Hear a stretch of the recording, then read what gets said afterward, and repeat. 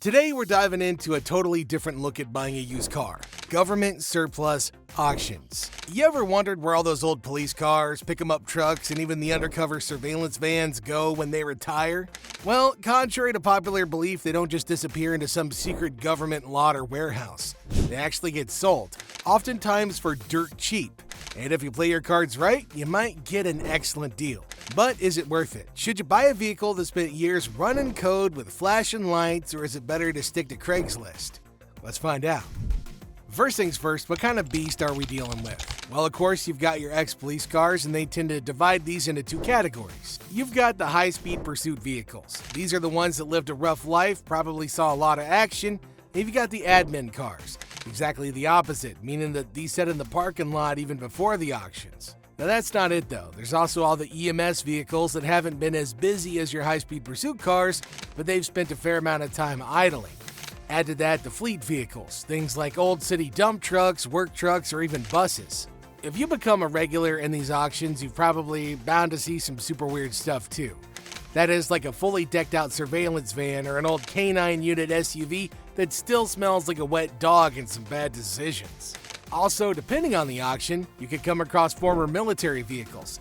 This includes Humvees, and the mileage and action on those, well, let's just say that you won't believe the action that they've seen.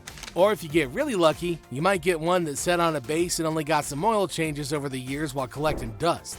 There are also auctions for seized vehicles too. Now, these could range from a 15-year-old Toyota Corolla that got impounded and forgotten, or maybe a luxury sports car taken off of somebody with some questionable business practices.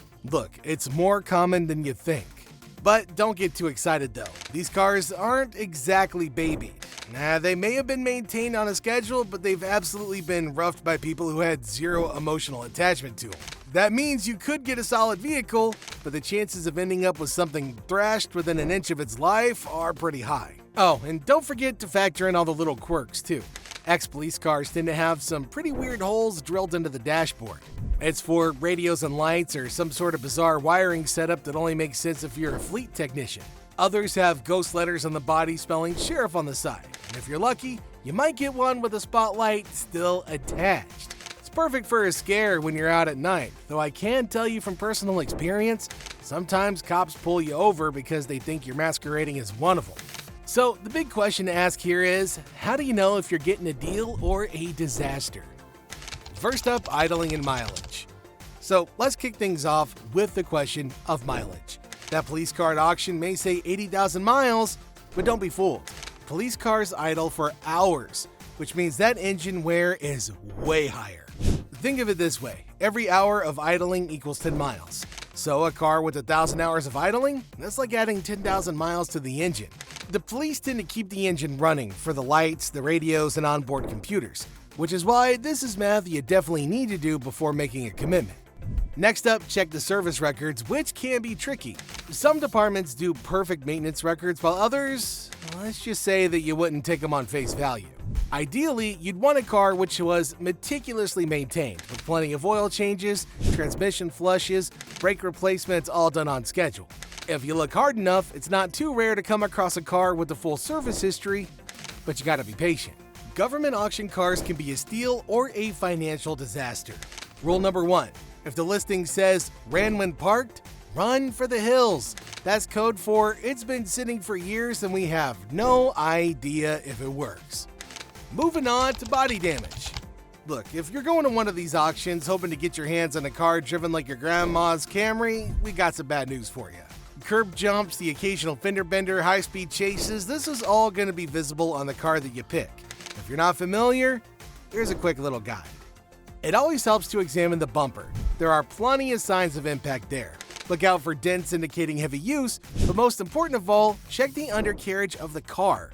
That place has got secrets you need to know before putting in a bid. If the suspension frame is toast, then you can safely back out because then this car has been airborne more times than a stunt car on the set of Fast and the Furious. On to the interior. Again, open the door with extremely low hopes. Fleet cars in particular have disgusting interiors. Spilled coffee, sweat stains, fast food wrappers, and way more things than you can even imagine. If it's an especially old police car, then the back seat would need to be cleaned before you can let anybody sit there. Some of them, if you shine a black light, you can see them from space. Oh, and make sure you check under the seats. Who knows what you might find under there? Might be better if you find something weird when it's somebody else's problem, you know? Oh, and bonus tip, if it still has a cage between the front and the back, congrats, you got yourself a mobile prison. There's also a lot of weird leftover equipment. Cops can be super lazy, plus it's not really part of their job descriptions to remove all the weird electrical systems in their cars. So be prepared for holes in dashboards and missing center consoles. Basically, take it to a car electrician as soon as possible if you do end up purchasing one of these. Don't mess around with anything that looks like it could control, a power grid. Then, the leaks, fluids, tires, and brakes. This might be just the most important part of your examination. Pop the hood before placing the bid, that is, and check for leaks. Check around the valve covers, the transmission fluid under the car, and look for coolant stains near the radiator. Rule of thumb, if the fluids are sludgy and dark, or if they smell burnt, that's a major red flag. As for the tires, fleet cars are usually scheduled to get new tires during maintenance checks, but they're also used a lot, so do inspect them carefully. If there's uneven wear, the alignment's probably skewed. The brakes are definitely useless, no point checking. Cops aggressively use the brake pedals to make a mental note of replacing the pads and rotors almost immediately. If the springs are saggy, the shock's leak, or the car just has an uneven stance, then there's a good chance the car's been in a lot of high-speed chases. Or it's been driven over rough terrain, meaning the suspension's probably shot. And we do advise using your nose during these checks too. The car's probably gonna smell bad anyway, but if it smells like mildew, it's probably got water damage. And if it smells like chemicals, then it's probably covering up some bigger issues, so steer clear. Lastly, electrical gremlins. Tough to imagine, no doubt, but the electrical systems on police cars are usually overused. With all the extra wiring for lights, sirens, and radios, there's a good chance the electrical system is either completely gone or is beyond repair. It's always a great idea to check all the lights, the turn signals, the dashboard, you get the idea. Otherwise, you're going to spend a lot of time fixing a wiring nightmare, and trust me, it is way more frustrating than it sounds. If it wasn't clear from the reasons already discussed, there's the fact that government agencies simply don't want to hold on to these cars after they've reached their service limit. Police departments are on a strict budget, and it's better to cycle out these older cars to get the new ones in, and they're not being sold for a profit. There's a fleet sale factor at play here. This means that they're offloading them as fast as possible because government auctions deal in volume. Then there's also the wear and tear. Not a lot of people line up to buy rammed up sedans.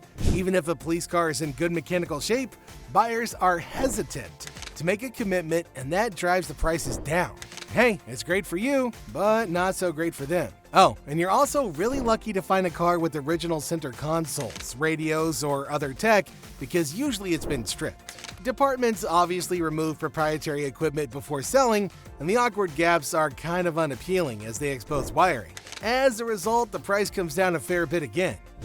Even if you manage to find the right car, there are way more ways of screwing a deal up at these auctions. Government auctions can be a goldmine, but they can also spell financial disaster, so it's better to be prepared. Starting with some common mistakes like blind bidding. Yeah, just because it's cheap, it doesn't mean you should get it. Some people, the first-timers usually, get caught up in the auction frenzy and bid way more than the actual worth. To avoid this, you should come to the auction with a plan, a budget, and you should stick to it.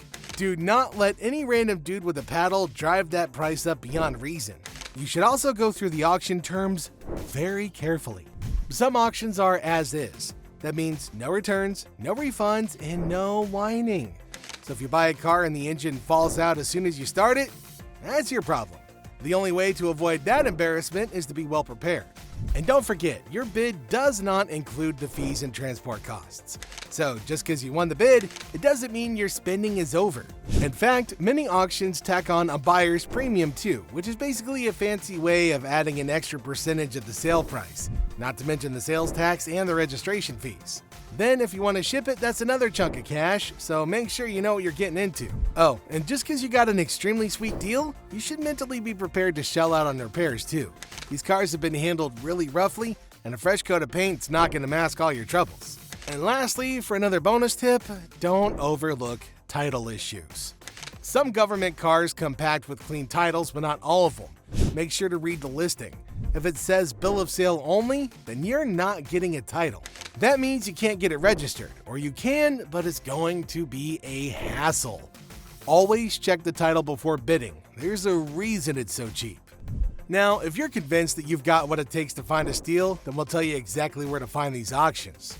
There's a number of websites, but the most popular ones are either govdeals.com or publicsurplus.com. Now, both of those have a lot of listings from different government agencies, ranging from city maintenance trucks to cruisers. You can find a lot of variety, but you should have what it takes to sift through the listings to find the gems. Public Surplus also has deals on non-police vehicles, so you can actually find old cars from school departments, tire departments, and even utility companies. Other popular sites include Municibid, which is common in certain states. It's known for a mix of fleet vehicles, city-owned trucks, and other heavy-duty equipment. If you're in the market for something that stands out, the Municibid is where you're going to get it. The GSA auctions are also a good place to camp on. Now, this is where the U.S. General Services Administration plans to sell their surplus federal government cars. They're almost always well-maintained and have a fully detailed service record. Occasionally, the local government auctions and the seized property auctions will also have some bargains. It's better to check these out because you get to inspect the cars before buying, but they aren't that well advertised at online auctions, so you gotta keep a close eye on the updates. Alright, that's a wrap. Hope you've picked up some solid tips on what to do and what to avoid when hunting for a deal at government auction. So now it's your turn to put it all into action and drive away with the steal. Have you ever scored big or struck out in one of these auctions before? Let us know in the comments down below. Don't forget to like and subscribe, and we'll see you in our next video.